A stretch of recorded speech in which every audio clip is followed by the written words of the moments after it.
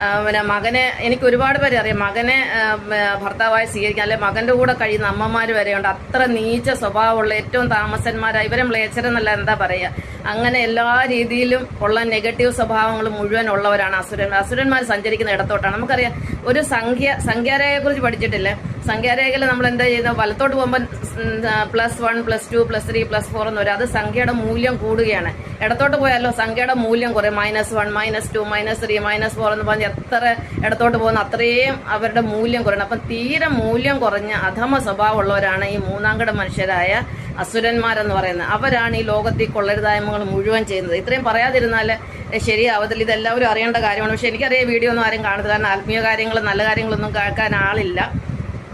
അപ്പം ദൈവീയ ബോധതലത്തിലെ മൂന്നാമത്തെ കിടയിലുള്ള മനുഷ്യരാണ് ഇവർ. ഭൗതികവാദികളാണ്, ശിവഭക്തരാണ്. ഇവര് ശൈവരെന്നാണ് ശരിക്കും പറയേണ്ടത്. ഇവർ ശൈവരാണ്. പിന്നെ വിഷ്ണുവിനെ ആരാധിക്കുന്നത് വൈഷ്ണവരാണ്. അപ്പോഴെപ്പോഴും ഈ സനാതന ധർമ്മം മൂന്നായിട്ട് നിൽക്കുകയുള്ളൂ: ശൈവരായിട്ടും വൈഷ്ണവരായിട്ടും ശക്തരായിട്ടും. ശക്തരെന്ന് ബ്രഹ്മമതക്കാരൻ. അപ്പം ഇവരെ അജ്ഞാനികളെന്ന് പറയും, മ്ലേച്ഛരെന്ന് പറയും, അധമരെന്ന് പറയും. എല്ലാ തരത്തിലും ഇവര് ഏറ്റവും ബോധതലത്തിലുള്ള മനുഷ്യരാണ്. ഇവരിൽ നിന്ന് ഒരു ജ്ഞാനിയോ ഒരു എന്താ പറയുന്ന ഒരു സയന്റിസ്റ്റോ അല്ലെങ്കിൽ ഒരു യോഗിയോ അല്ലെങ്കിൽ ഒരു മനുഷ്യൻ ആദരിക്കുന്ന ഒരു വ്യക്തി പോലും ഇവരുടെ കൂട്ടത്തിൽ നിന്ന് നമ്മൾ കണ്ടിട്ടില്ല. കാരണം എല്ലാവരും ഇവർ വെറുപ്പിക്കുന്ന സ്വഭാവക്കാരാണുള്ളത്. അപ്പോൾ അസുരന്മാരെ കുറിച്ച് കുറച്ച് മനസ്സിലായെന്ന് ഞാൻ വിചാരിക്കുന്നു. ഇന്ന് നിർത്തുകയാണ്. 24-25 മിനിറ്റായി. ഇനി ബാക്കി നമുക്ക് നാളെ പഠിക്കാം. നന്ദി, നമസ്കാരം.